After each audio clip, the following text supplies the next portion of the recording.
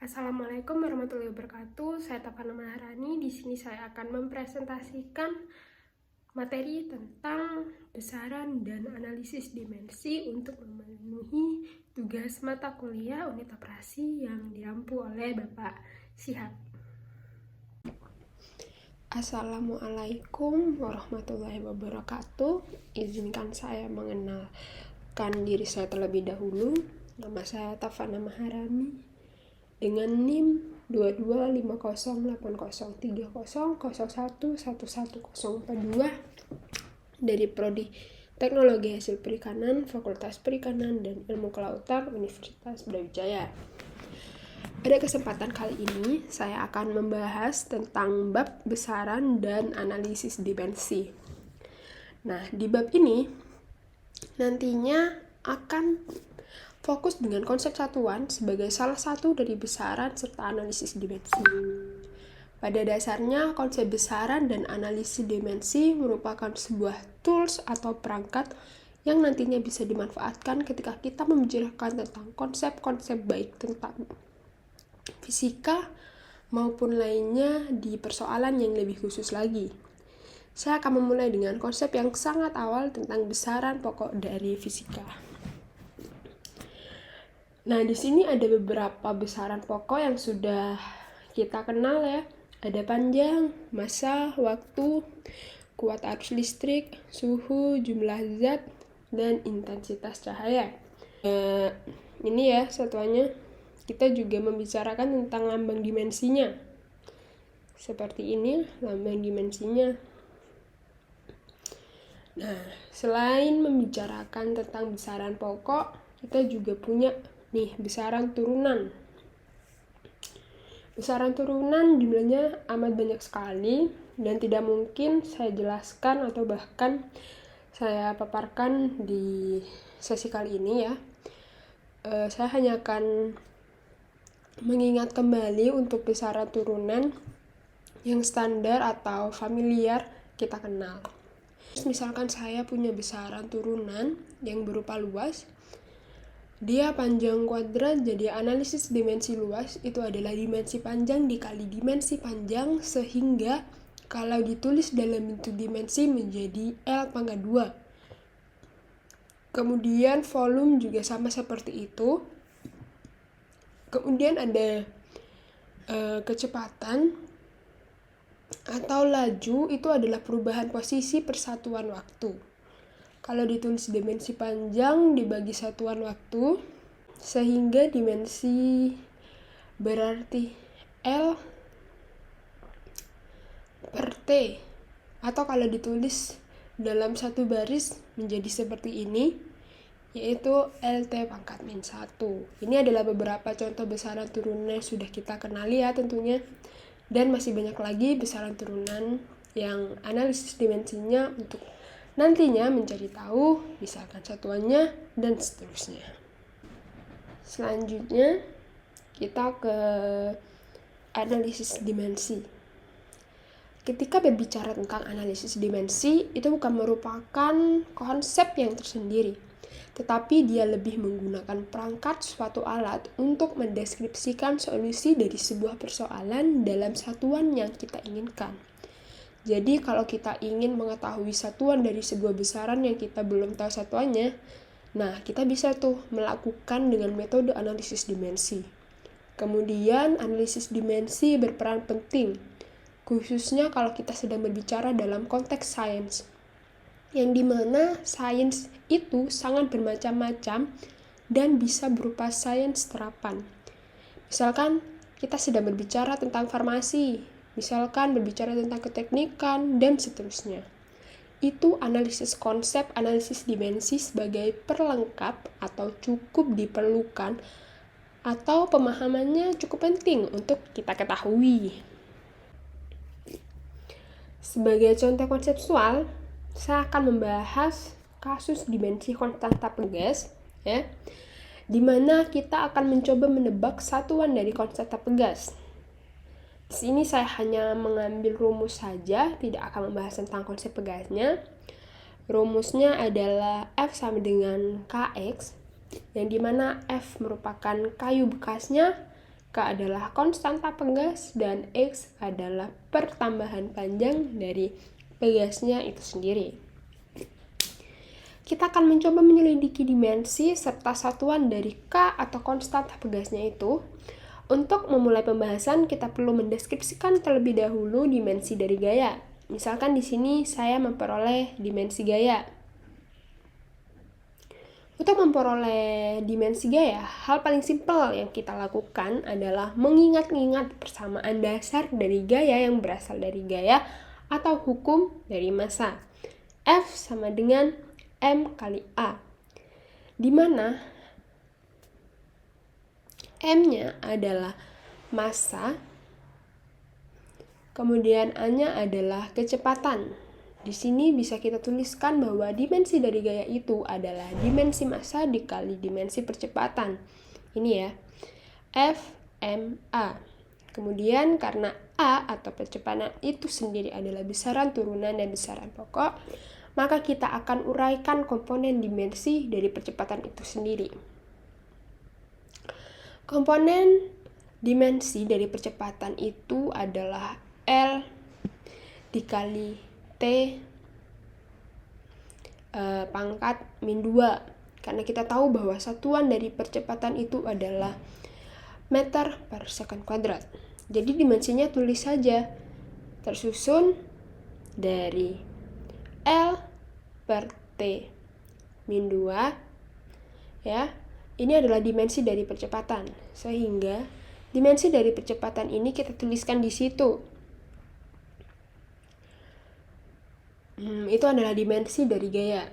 Jadi ini kita masih memperoleh bagian kirinya saja. Kemudian bagian kanannya itu ada Kx. X itu adalah pertambahan panjang dari pegas ketika menegang. Bisa kita tuliskan di sini. F sama dengan Kx itu adalah dimensi massa dikali dimensi panjang dikali dimensi waktu dipangkatkan min 2. Kemudian di sini diketahui dimensi dari K-nya. Kemudian X atau dimensi panjang tadi, maka L di situ ketika kita sudah mengetahui komponen masing-masing, sehingga ditemukan bahwa dimensi dari konstanta pegas itu adalah massa dikali dimensi waktu pangkat min 2. Itulah dimensi dasar dari konstanta pegas. Kemudian ketika berbicara satuan, kita bisa memiliki beberapa alternatif sebetulnya. Kalau kita lihat dari dimensinya saja, kita bisa mengetahui bahwa nantinya satuan dari konstanta pegas itu adalah kilogram per second kuadrat. Itu adalah satuan dari konstanta pegas ya. Tapi kalau kita melihat dari satuan K pun itu ditulis dalam bentuk Newton per meter. Misalkan saya tuliskan Newton per meter, tinggal Newton per meter berarti kilogram per second kuadrat ya, per M di atas dan di bawah dicoret. Ini kita bisa buktikan bahwa kg per second kuadrat sama dengan Newton per meter ya. Kemudian contoh konseptual berikutnya, kita akan mencoba mendeskripsikan dimensi serta satuan dari percepatan, di mana di sini percepatannya kita anggap sebagai konstanta ya. Di sini kita belum membahas gerak dari sebuah benda atau sejenisnya. Di sini kita simpel aja, cuma membahas mengenai dimensi serta satuannya saja.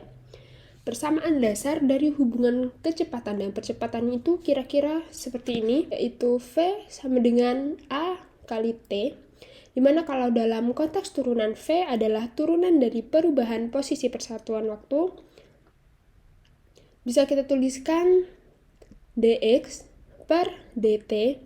Di sini kita pura-pura belum tahu satuan atau dimensi dari percepatan, tapi kita sudah tahu yang lainnya. Sehingga kita bisa tuliskan dimensi dari kecepatan itu adalah disusun dari dimensi panjang per dimensi waktu. Kemudian kita di situ tuliskan saja ya. Karena kita tujuannya mengetahui dimensi serta satuan percepatan sebagai konstanta. Kemudian A kali T. Simpel kalau seperti ini kita sudah bisa menyimpulkan bahwa dimensi percepatan itu adalah L dikali 2 maka T pangkat 2, atau dalam penulisan garis ya, itu L ini kali T pangkat min 2. Satuan dari kecepatan itu meter per second kuadrat. Nih. Misalkan contoh pertama, kalau kita ditanyakan berapa detik sih dalam 1 tahun. Nah, ini sebetulnya konversi dari waktu ke waktu lagi, cuma satuannya berbeda. Di dalam 1 tahun itu, setahun itu berarti satuan waktu juga, detik juga satuan waktu konversinya. Seperti apa ya, saya ambil contoh yang paling sederhana, dimulai dari hal-hal yang kita ketahui terlebih dahulu. Misalkan 1 tahun itu kita asumsikan jumlah harinya adalah 365 hari.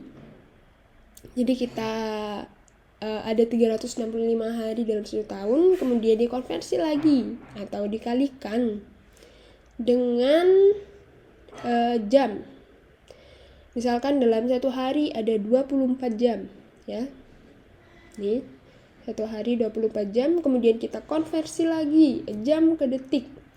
Di dalam 1 jam ada 3600 detik. Dan mengalikannya, yang perlu dilakukan setelahnya tinggal mencoret. Nih ya, hari kita coret, jam juga kita coret. Terus nanti ujungnya kita akan mendapatkan angka berupa detik dalam 1 tahun. Ada contoh kasus kedua, ada berapa gram ya yang mengandung 3,74 kali 10 pangkat 24 atom sodium. Kita dapat mengaplikasikan dengan cara yang sama seperti tadi sebetulnya. Cuma kita perlu untuk tahu semua tentang informasi bahwa 1 mol itu berapa banyak molekul atau partikel di dalam 1 mol tersebut ya. Kita ingat kembali bahwa jumlah partikel dalam 1 mol itu terdapat ini. Kita tuliskan ya terlebih dahulu tentunya. Yang kita kenal dengan bilangan Avogadro. Bilangan Avogadro yang merupakan bilangan mengidentifikasi jumlah partikel dalam 1 mol yang berkaitan. Dengan informasi yang sudah kita ketahui nih, kita tinggal melakukan mengkonversi saja. Ya, jadi kita tuliskan terlebih dahulu nih 3,74 kali 10 pangkat 24 atom. Kemudian di sini kita bagi dengan 1 hanya untuk mempermudah perhitungan saja ya. Kemudian di suku berikutnya kita tuliskan 1 mol natrium, bahwa dalam jumlah natrium ada beberapa partikelnya. Ini kita tuliskan angkanya ya yang tadi. Kemudian pada suku selanjutnya kita tuliskan konversi dari mol ke gram. Dengan mengingat massa atom dari natrium itu sendiri adalah 1 mol natrium. Dalam 1 mol natrium itu ada 23, massanya ya ada 23 gram. Angka 23 gram ini merupakan massa atom natrium yang 1 mol natrium. Kita coret ya. Kita coret juga ini, terus juga di sini atomnya dicoret juga sehingga menyisakan pada sampel ini ya seperti ini.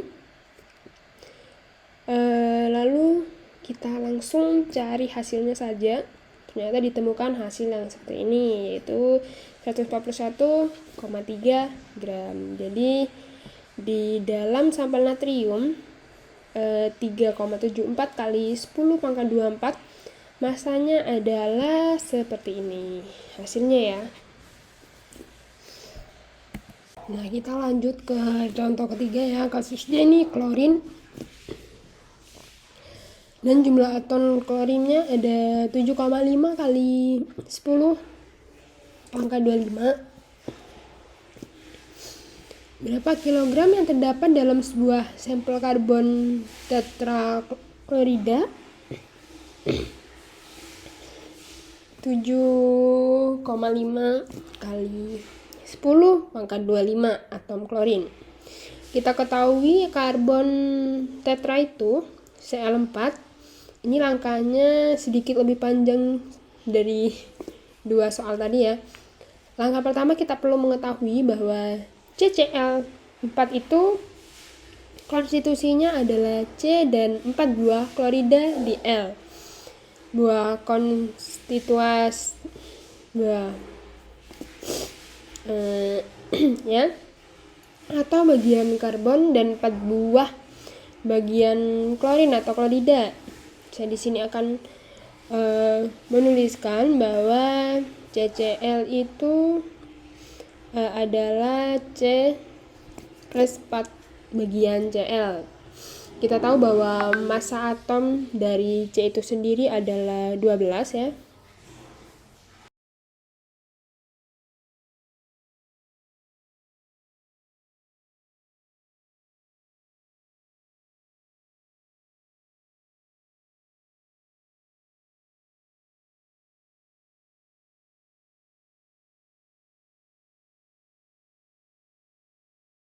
Pertanyaannya adalah berapa buah atau berapa kilogram karbon tetraklorida yang mengandung 7,5 kali 10 pangkat 25 atom klorin. Kita bisa mulai dari klorin yang jumlahnya seperti ini ya, ini jumlah klorinnya ya, terus kita dibagi 1. Perlu diingat kembali bahwa dibagi 1 ini hanya untuk memudahkan perhitungan saja ya. Kemudian bisa kita tuliskan bahwa dalam 1 mol klorin itu jumlah atomnya adalah seperti ini. Kemudian berikutnya di suku yang selanjutnya kita tahu bahwa 1 mol CCl4 itu ada 4 mol Cl ya, 4 mol klorin. Kemudian 1 mol CCl4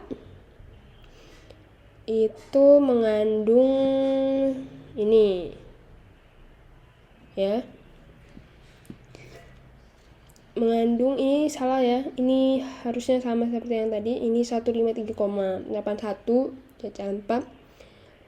Kemudian terakhir itu adalah konversi dari satuan gram ke kilogram, karena kita membicarakan satu atom biasanya gram per mol ya. Kita tuliskan 1 kilogram CCl4 dibagi dengan 1000 gram CCl4. Ini suku-suku yang kita bahkan untuk mengkonversi.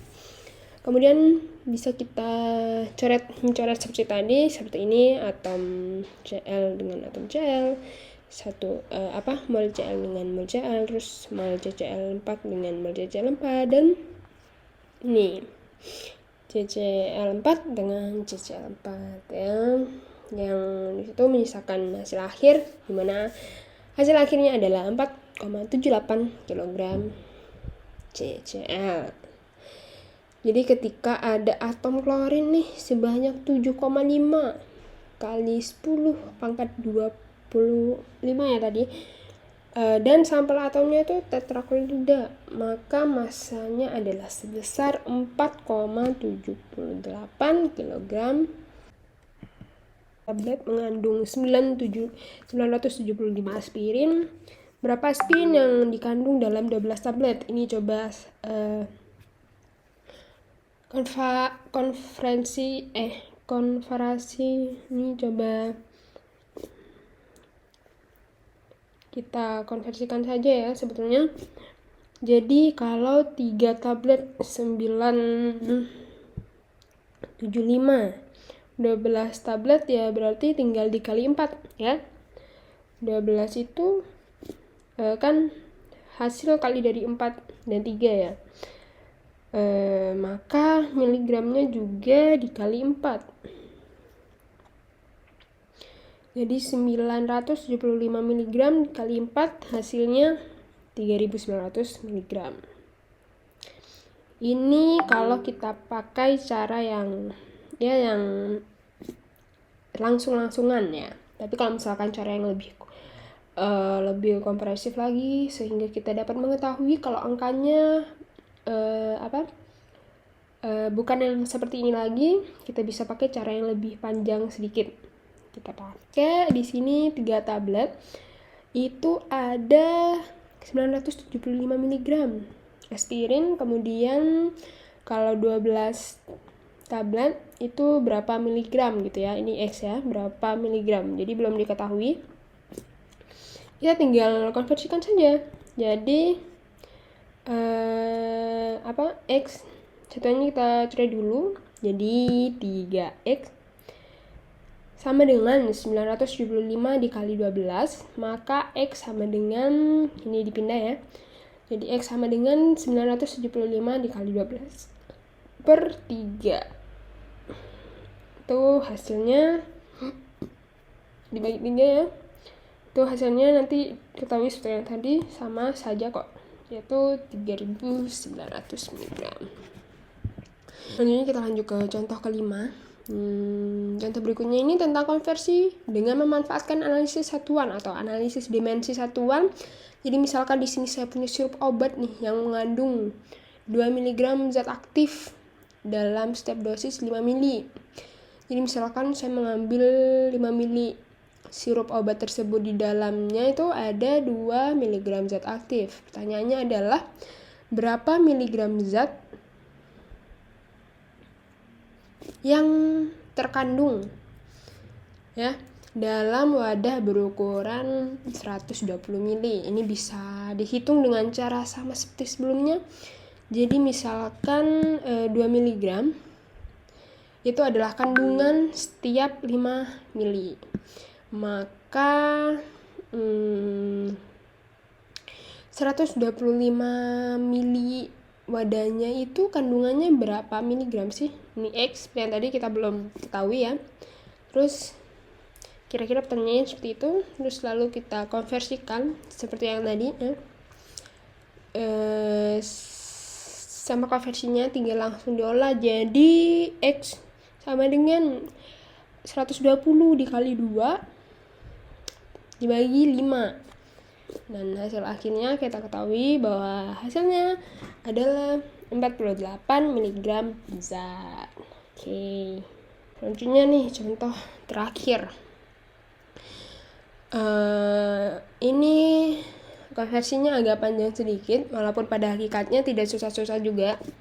Misalkan saya punya sediaan antibiotik, kalau sediaan tersebut itu ada 200 mili, maka zat aktifnya itu adalah 5 gram misalnya. Untuk beberapa miligram zat aktif yang terkandung dalam setiap dosis 1 sendok teh, kita asumsikan bahwa 1 sendok teh itu volume yang bisa ditampungnya adalah 5 mili. Nah, kita tulis dulu hal yang bisa kita tulis ya. Jadi di dalam 200 mili larutan itu sediaan tadi ada 5 gram zat aktif. Kemudian pertanyaannya adalah miligram. Kita di sini harus melakukan konversi nih dari miligram ke gram. Kita tahu bahwa dalam 1000 miligram itu sama dengan 1 gram ya. Dan yang terakhir 1 sendok itu 5 mili. Jadi kalau misalkan pakai satuan misalkan 1 sendok teh, maka dia akan mengandung 5 mili volume dari sediaan tadi. Maka ketika kita menginduksi, jadi harusnya dicoret ya, jadi kurang. Nah, terus menginduksi 1 sendok teh tadi, berapakah zat aktif yang akan terbawa dalam 1 sendok teh tersebut? Cara menghitungnya coret ya, gram dengan gram, mili dengan mili, sehingga kita mendapatkan hasil akhir yaitu 125 mg per sendok teh ya. Jadi ketika menuangkan sediaan larutan tadi berupa 1 sendok teh, kita akan tahu bahwa dalam 1 sendok teh dia akan mengandung sebanyak 125 mg zat aktif ya. Baik, ini sekilas perhitungan tentang konversi satuan, di mana konversi satuan itu merupakan bagian dari konsep analisis dimensi. Jadi dengan mengotak-atik satuan maka bisa menduga-duga atau bisa menghitung secara akurat bahwa solusi dari sebuah permasalahan seperti itu. Jadi dengan melakukan analisis dimensi, di mana konsepnya itu konsep satuan, Paling tidak itu bisa mempermudah perhitungan ketika ada permasalahan yang muncul dan misalkan kita belum tahu satuannya seperti apa. Jadi demikian ya. Oke, demikian tentang materi yang bisa saya paparkan ya tentang analisis dimensi dan konsep satuan. Kurang lebihnya mohon maaf bila ada kesalahan kata atau ada kekurangan, segalanya mohon dimaafkan. Sekian dari saya. Wassalamualaikum warahmatullahi wabarakatuh.